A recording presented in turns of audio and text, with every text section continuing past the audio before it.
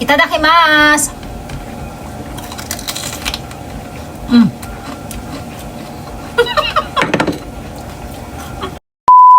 So ayan guys, nandito tayo ngayon sa ating farm. Alam niyo kung bakit? Kasi may nag-challenge sa atin na dapat daw ay green na bell pepper yung ginamit natin doon sa may Cheetos Bell Pepper Challenge. At nandito nga tayo sa aking farm kasi napakadami nating green pepper dito. Look! Oh. Puro green pepper yan guys. At actually ito red. Ito naman ay yung yellow. Pero hindi pa sila nag-yellow. Ewan ko kung bakit. Kasi siguro dahil nga yung temperature sobrang lamig talaga guys. Napakadami nating bell pepper. Alam nyo ba? Ayan o, tingnan nyo o.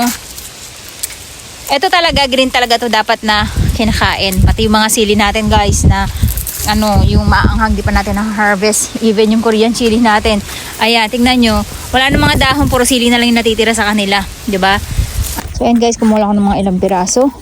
Ito na yung request nyo guys. Sabi nila subukan ko naman daw yung kulay green na bell pepper. At nga, nabuta nga tayo ng ating farm. At dinamihan ko na para next time namamapak ako ng kahit hindi tayo nagbibideo. Kasi nasarapan talaga lola nyo. Hindi fake yung pagganod ko na yun guys. Sobrang sarap. Nabitan ko siya. Siyempre meron tayo ulit na spoon. Wala tayo mabilang talaga ng cheese guys eh. Kaya pagtsatsagaan natin to. Pero dahil masarap yung cheese powder natin, ayan nga. Nagtira tayo at yun ang gagawin natin. Lalagyan na natin ng cheese powder. Okay. Ayan. Meron tayong tatlong kulay green. Meron tayong isang kulay pula.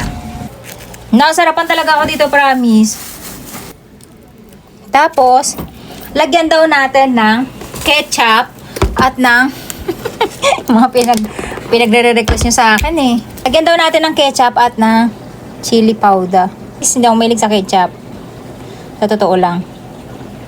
Kaya, pasensya na kayo.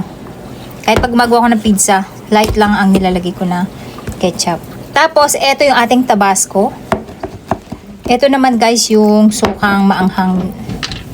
Sobrang anghang na ano nila sauce.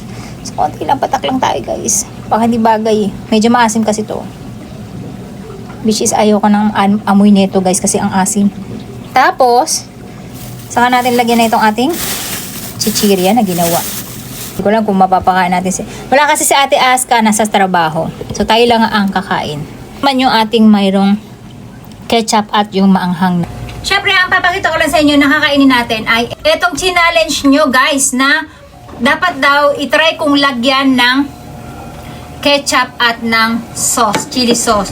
Tapos, ang sabi niya, yung isa naman nag-request, sabi niya dapat daw itry ko kulay green. So, ayan, green guys. Pero kumuha rin ako ng pula. Kasi talagang nasarapan ako sa pula kasi manamis-namis nga yung lasa niya na parang prutas. Itadakimasu!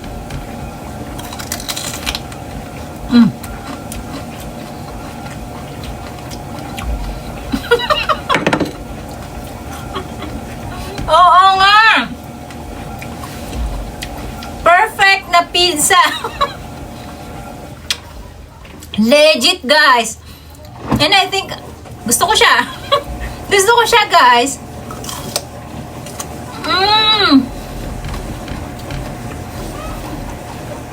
Ang sarap. Tama-tama yung anghang niya. Yung ketchup natin, saktong-sakto lang. Kasi nga yung ketchup medyo maasim yan guys. Kaya hindi talaga mahilig sa amoy ng ketchup. Sarap guys. Anghang niya bagay na bagay. Ang sarap habang nanonood ng sine. Hindi masasayang talaga yung bell pepper nyo guys. Kapag ganito yung pina-snack nyo sa mga anak nyo. Yun nga lang, mahal yung cream cheese, diba? So God, legit na masarap. Para, kung may tabasco. Tabasco, hay ito mat. Kaya, ang kapisa niya, di kampeke.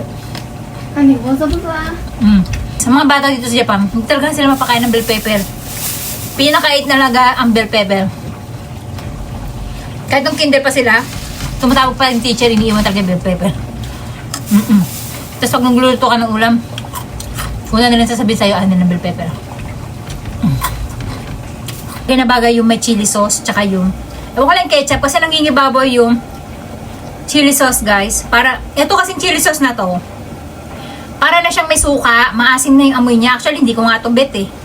Kasi naaasiman ako sa amoy niyan. Pero, bagay siya dito, para na rin kayo may ketchup na maanghang.